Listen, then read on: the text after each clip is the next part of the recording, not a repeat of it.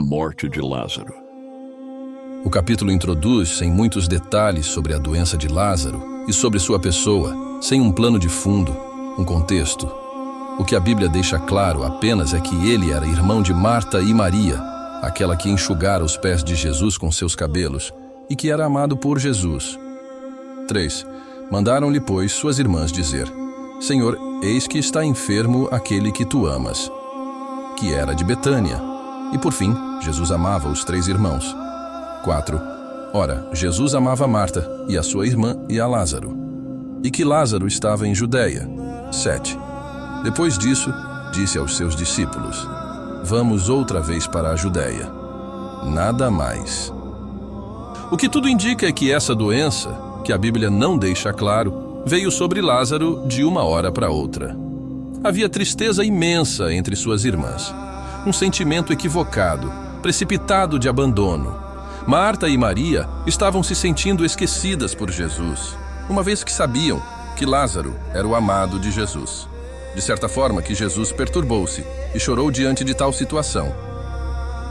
Versículo 33. Jesus, pois, quando a viu chorar, e também chorando os judeus que com ela vinham, moveu-se muito em espírito e perturbou-se. Marta e Maria não estavam aceitando aquela situação, pois se angustiaram por Jesus ter colocado Lázaro naquela situação, uma vez que Jesus amava os 3. Versículo 5. Ora, Jesus amava a Marta, e a sua irmã, e a Lázaro. Agora uma pergunta que faço a você para reflexão. Você conseguiria deixar ou colocar alguém que você ama mesmo em uma situação dolorosa?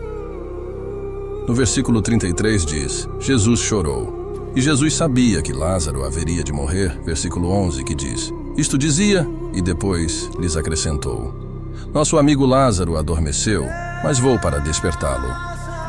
O primeiro ponto que vemos aqui é que o desespero e a angústia, e até mesmo a perca de esperança, não apressou o agir de Jesus.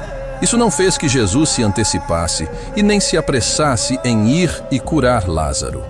O versículo 6 diz o seguinte: Ouvindo, pois, que estava enfermo, ficou ainda 2 dias no lugar onde estava. Percebemos e confirmamos diante de tal situação que Deus sempre sabe e tem o controle de tudo. Confirmamos isso no versículo 4. Aqui Jesus já confirmou que a doença não era para a morte. Seria fácil estar precisando de uma ajuda, e não só apenas você, mas todos sabem quem é a pessoa que pode resolver e tal não está ali. O sentimento por tal pessoa é machucado. A espera da ajuda se vai principalmente sabendo que a pessoa que pode te ajudar sabe que você precisa de ajuda. Quando uma parte do corpo é ferida, foi marcada por uma causa, inicia-se alguns processos. Mas antes, isso foi causado por alguma razão. Seja por um tropeço, falta de atenção, precipitação, ou até mesmo problemas da vida, prometidas pelo próprio Jesus, que disse que teríamos, e que Paulo disse que era para motivos específicos. Confirmamos também lá em João 16:33 e Romanos capítulo 5, do versículo 3 ao 5. No caso de Marta e Maria, o motivo foi necessidade. Elas precisavam conhecer quem realmente era Jesus. Precisavam exercer a fé e realmente acreditar. Quando Deus falar que não é para a morte, não vai ser. Aos processos de uma ferida. De imediato, o que sentimos é dor. Em seguida, mas nem sempre, indícios de sangue. Logo, a pressa e a agonia para estancá-lo ou alguma forma de passar a dor. Seja através de medicações ou consulta ao médico. E por fim, a limpeza e a atadura para o machucado. Uma ferida quando não bem tratada, e de imediato prejudica a parte em que foi causada, gerando até problemas às outras partes do corpo. Infecciona, traz a febre e podendo até levar à amputação do membro. Pode alguém ver uma ferida em seu corpo e deixar por tal forma sem cuidar por dias? A dor mostra sensibilidade e que algo saiu do normal. O sangue numa ferida, tudo indica que há vida. Está em pleno funcionamento do membro. Pode um morto ficar sangrando ou agoniando-se de dores? Estar sentindo dores ou até sangrando por uma decepção não significa que é o fim de tudo. Pois se está sangrando, doendo, tudo mostra que ainda tem vida. Pode um paralítico sentir dores em suas pernas? A pressa e a agonia para cuidar da ferida mostra o medo de estragar o que estava perfeito, causando preocupação se vai afetar o corpo, resultando em uma busca por uma ação rápida para causar o menor dano possível. É preciso de cuidado, a limpeza de impurezas, bactérias e atadura para manter. A doença não era para Lázaro. Lázaro era a enfermidade de Marta e Maria. O próprio Jesus disse, no versículo 4. E Jesus, ouvindo isso, disse: Esta enfermidade não é para a morte, mas para a glória de Deus, para que o Filho de Deus seja glorificado por ela. Marta e Maria precisavam de alguma forma acreditar do que realmente Deus era capaz. A fé delas precisava ser testada. E com a demora de Jesus, a paciência delas também foram testadas. Jesus demorou 4 dias para curar Lázaro. Tudo indica que Lázaro já estava morto no segundo dia. No versículo 6, Jesus soube da doença de Lázaro no segundo dia. E no mesmo dia, o próprio Jesus disse que ele estava morto, no versículo 11.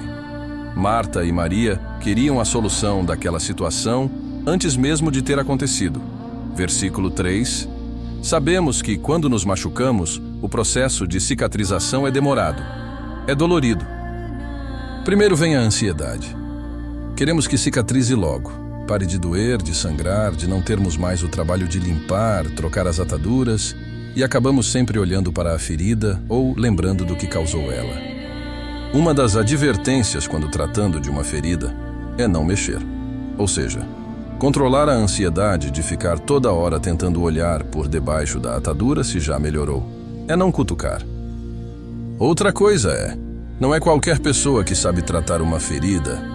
Tem que ser alguém que saiba todos os procedimentos, pois qualquer descuido é prejudicial.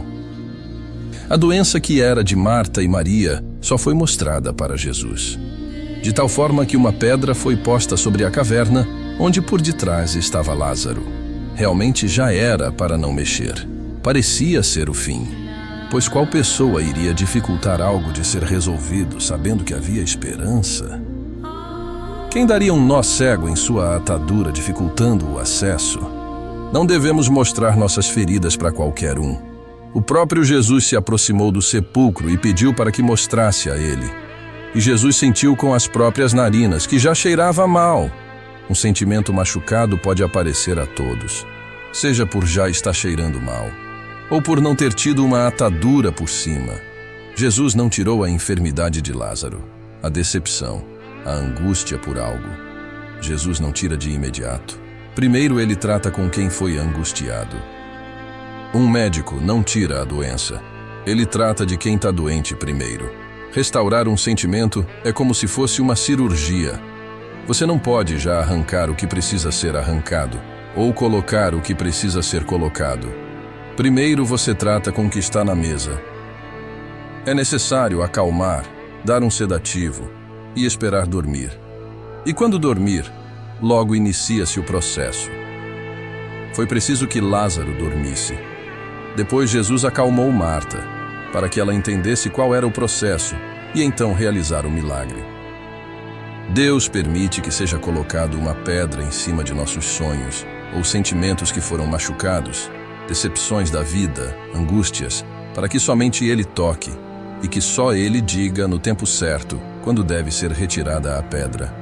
Pois não colocando a pedra na entrada ao acesso de nossos sentimentos, podem muitos querer entrar e mexer onde não sabem. A pedra dificultou a curiosidade de muitos para saber o que estava ali. Quem sabe até mesmo, muitos sabiam que Lázaro estava ali, mas não podiam ver como ele estava, ou se ainda estava ali. A pedra impediu a ansiedade e decisões precipitadas. A pedra no sepulcro onde estava Lázaro preservou o seu corpo. Deus, apesar de ter permitido Marta e Maria passarem por isso, o meio em que ele usou, a vida de Lázaro, ele preservou. O que aprendemos com essa mensagem? Se preciso for, Deus vai tirar de você aquilo que você ama, para te dar o que você está necessitado, mas não sabe. Talvez Ele tire por um certo momento, como fez com Lázaro, ou para sempre. Precisamos entender que a pedra no sepulcro nem sempre é o fim. É Deus preservando você dentro dela para algo maior, e assim trabalhar na vida de outra pessoa. Marta e Maria não enxergavam o estado que estavam a fé delas. Talvez por acharem que Lázaro era amado de Jesus, elas estavam impunes a passarem por provações, já que os três eram irmãos. Não é porque as pessoas com quem você convive, e elas têm proximidade com Deus, que você também tem. Deus quer tratar individualmente com cada um. Eu ou você podemos ser um instrumento para Deus, tanto na alegria quanto na dor, para que Ele trate com outras vidas e elas aprendam algo com isso. Lázaro estava pronto. Marta e Maria ainda precisavam entender de perto quem realmente era Jesus. Que possamos estar prontos para quando Deus quiser usar-nos para nos colocar em momentos difíceis diante daqueles que nos amam, para que eles possam receber de Deus o que precisam.